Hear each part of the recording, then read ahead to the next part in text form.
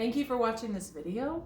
This is actually my practice video as I'm preparing to audition for the intermediate level Suzuki teacher's training. So this is the intermediate audition level, and I am not quite ready to send in a video yet, but the whole point of this practice was really to get used to filming myself, playing the piece in its entirety, and playing while being filmed, because I still get nervous both at in-person audition and video audition. This is actually my first video audition, but what I saw very quickly was if I was not intentional about what I was working on, then I could nitpick forever.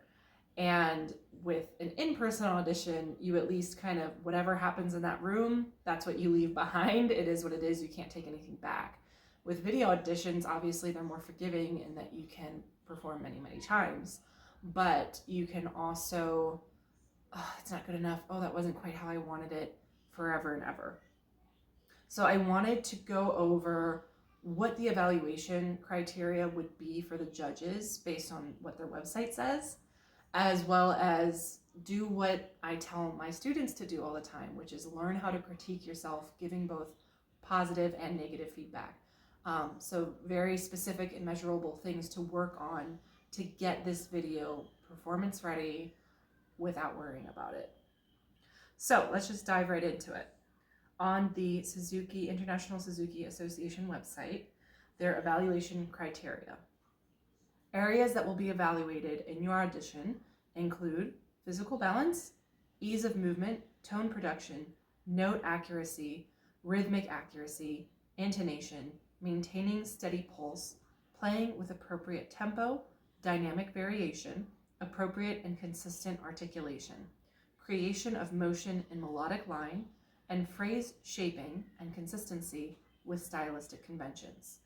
Individuals who are submitting audition material above the basic audition level, so that is me, should be aware that higher expectations of quality and preparation are expected with each successive audition level.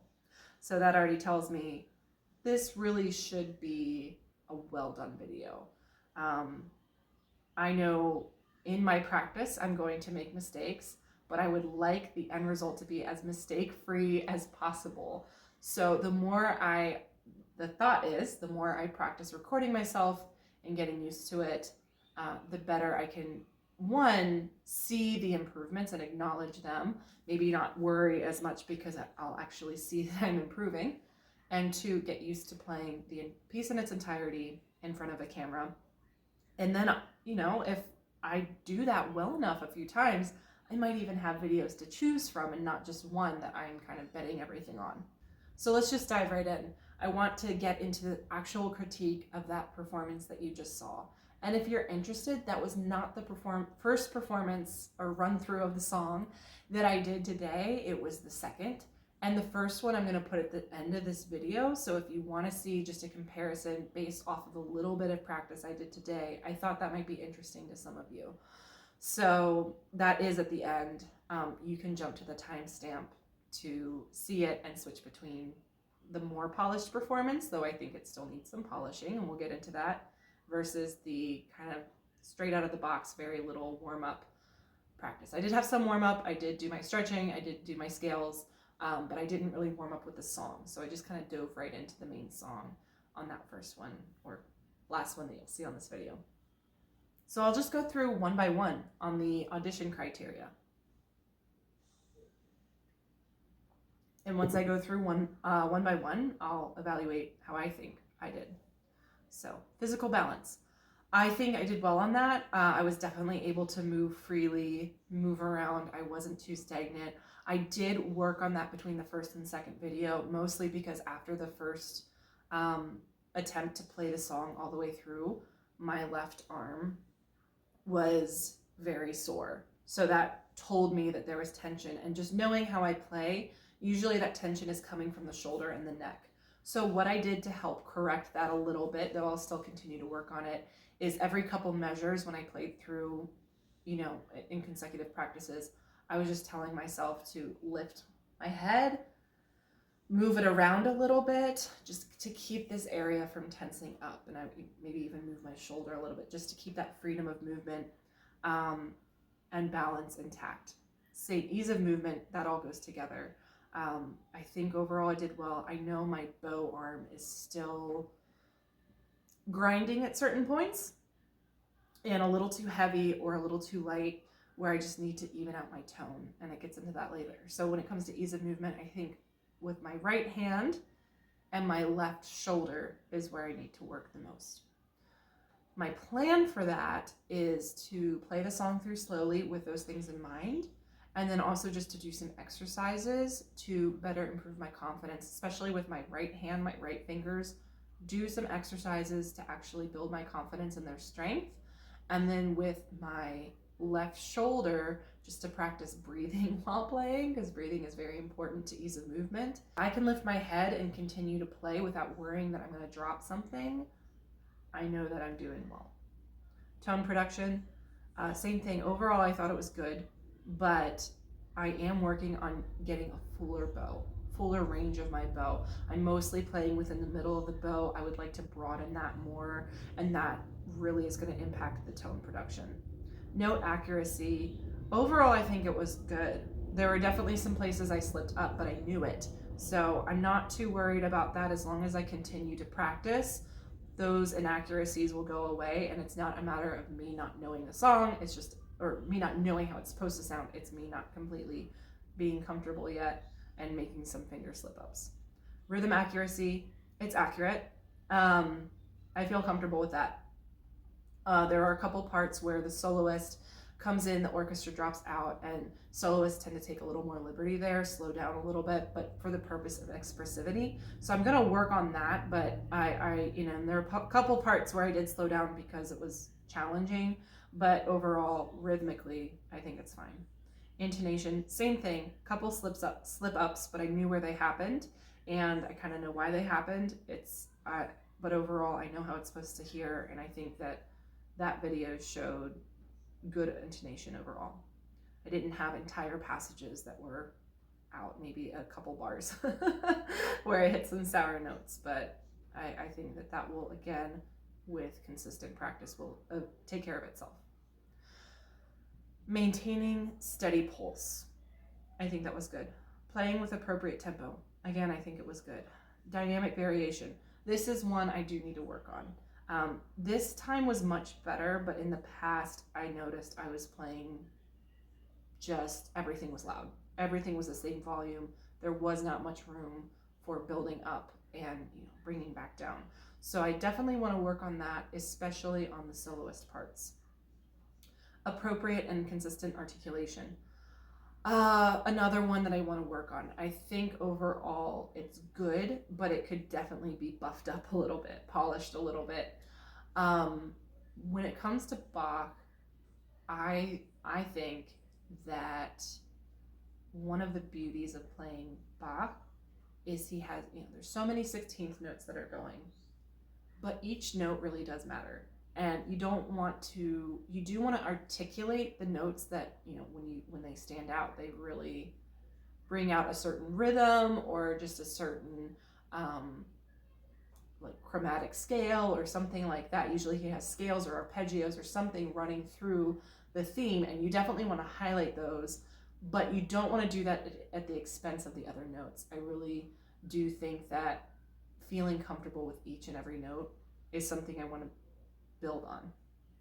And that once I get more comfortable with that, my hope is that, I can really point out those chromatic scales, and that with the bowing, I think will be my biggest project is, making good tone with my bow so I can get appropriate and consistent articulation. Creation of motion in the melodic line. Yeah, I think overall, yes. If I work on those other things, the creation and motion of the melodic line will sort itself out. I think that that's tied together with the dynamic variation, the articulation, and the actual tone.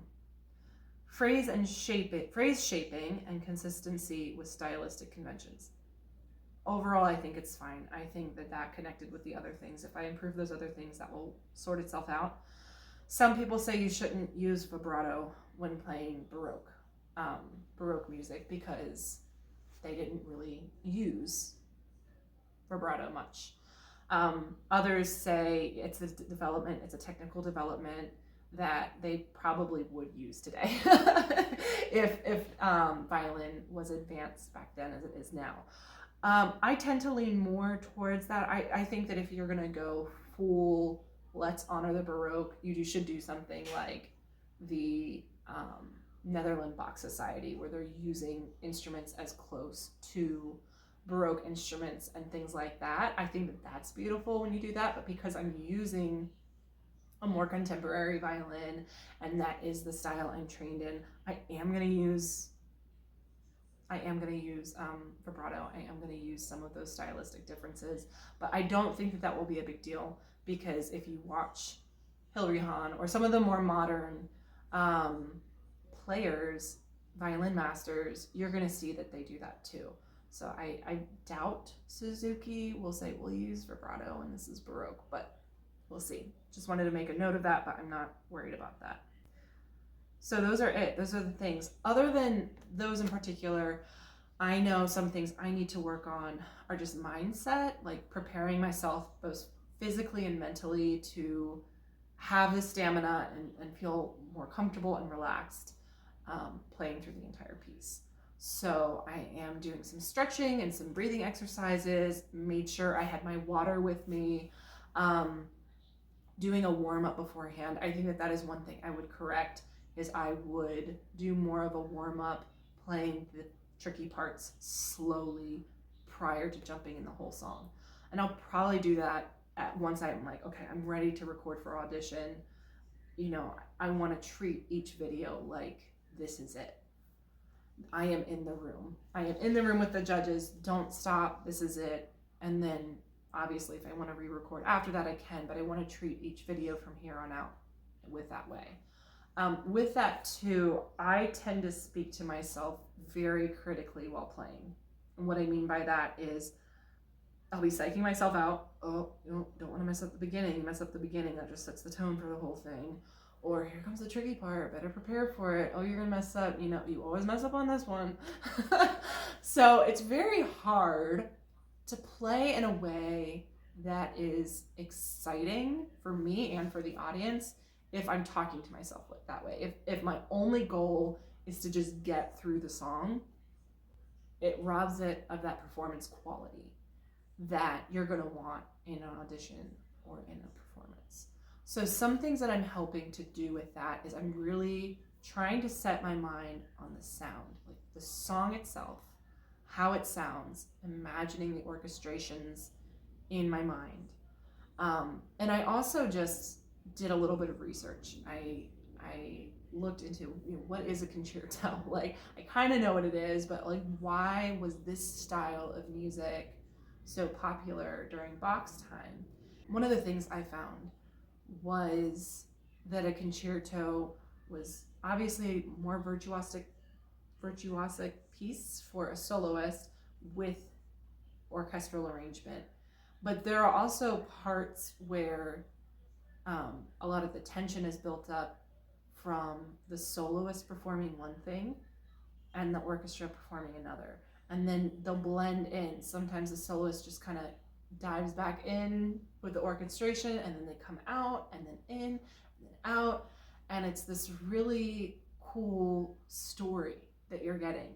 So I thought, well, what is the story that I'm hearing when I hear this piece? And I kind of came to the conclusion it is like a lone individual trying to express their thoughts separate from the crowd. And so there are times where the soloist, the individual, seems to kind of just go along with the crowd. And then there's other times where they kind of draw back, playing maybe a little more timidly, a little more quietly, but still very clearly and articulate about what they're doing differently than the crowd. And then there's other times where they just kind of give in, and other times where it's just like this desperate plea. And I just wrote notes to myself in the music, like, this is where it's desperate, this is where you give in to the crowd, This is where you're reserved. You're holding back. Like you just gave into the crowd, but you're kind of holding something back. Like maybe this. And then there's other times where the soloist just comes out strong and on top. And like, even though the orchestra is really roaring, the soloist is even stronger.